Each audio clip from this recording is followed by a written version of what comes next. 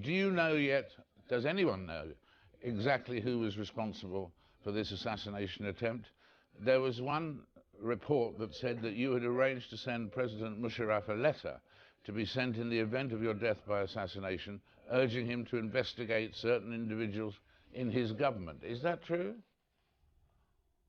Yes, it is true that I wrote to General Musharraf. I received information from General Musharraf that a friendly country had passed on to them the information that I could be attacked by a gang from the Afghan warlord Baitullah Masood, or by Hamza bin Laden, the son of Osama bin Laden, or by the Pakistani Taliban in Islamabad, or by a group in Karachi. So I sent back a letter saying that while these groups may be used, I thought it was more important to go after the people who supported them, who organized them, who could possibly be the financiers or the organizers of the finance for those groups. And I named 3 individuals who I thought were their sympathizers.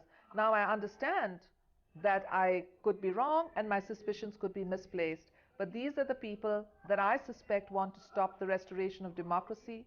They want to stop my return because they know in 1993, when Pakistan was on the brink of being declared a terrorist state, I stopped the rise of terrorism, and they know that I can do it again. So I feel that these are the forces that really want to stop not just me, but the democratic process and the will of the people from triumphing. And in terms of these 3 people that you mentioned, were they members of or associated with the government? Yes, well, one of them is a very key figure in security. He's a former military officer. He's someone that has had dealings with Jaish-e-Mohammed, one of the banned groups, with Maulana Azhar, who was in an Indian jail for decapitating 3 British tourists and 3 American tourists. And he also had dealings with Umar Sheikh, the man who murdered Osama bin Laden. Now I know that having dealings with people does not necessarily mean direct evidence, but I also know that internal security has totally collapsed in Pakistan, and that internal security cannot collapse without there being some blind eye, if not collusion, being turned to the rise of the militants and militancy.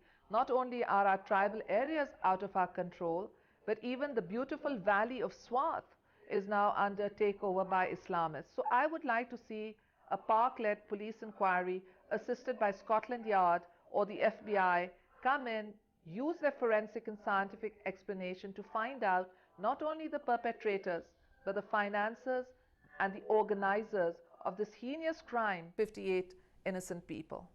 And in terms of that terrible tragedy, have you actually spoken to President Musharraf since that?